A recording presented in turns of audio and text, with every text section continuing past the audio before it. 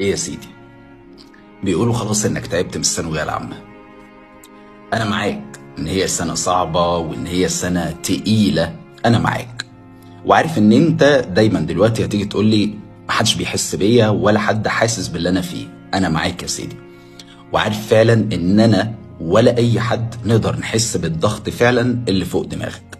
بس انا عايز اوجه لك كلمه واحده، وهي اتعامل مع السنه ديت كانها زي اي سنه، بس مش كانها زي اي سنه في مذاكرتها، لا، يعني ذاكر واعمل اللي عليك وسيب الباقي على ربنا سبحانه وتعالى. ايا كان انت هتجيب ايه او هتعمل ايه، سيب دي على ربنا، سيب ربنا سبحانه وتعالى هيختار لك الطريق الصح والطريق فعلا اللي فيه رزق ليك. بس اهم حاجه اعمل اللي عليك، يعني اعمل اللي عليك وما تخافش من اللي جاي، عشان كل اللي عندكم وكل اللي موقفك وكل اللي معطلك ان انت خايف من اللي جاي. لكن لو انت حطيت في دماغك ان هو رزق وهتاخده، بس تعمل اللي عليك، اقسم بالله ما هتلاقي فيه اي ضغط فوق دماغك. وسيبك من كلام الناس، ما تخافش من كلام الناس، انت مش داخل ثانوية عشان الناس. اتعبوا وملكوش دعوة بأي حاجة، تعامل معاها سنة زي أي سنة، ذاكر واعمل اللي عليك وسيب ربنا سبحانه وتعالى يختار لك الطريق المناسب ليك. يا طالب العلم لا تركن إلى الكسل، وأعجل فقد خلق الإنسان من عجل، واستشعر الصبر في كتب العلوم، وقل أعوذ بالله من علم بلا عمل.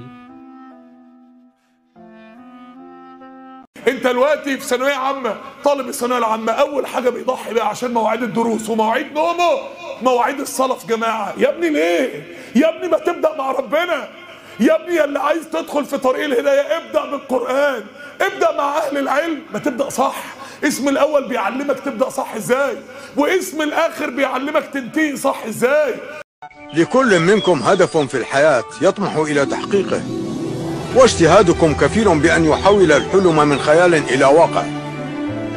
حياتكم أنتم تخططون لها، وبجهدكم تصلون إلى ما تطمحون. فإذا أردت الدنيا فعليك بالعلم، وإذا أردت الآخرة فعليك بالعلم، وإذا أردتهما معا فعليك بالعلم. والعلم لا يعطيك بعضه إلا إذا أعطيته كلك.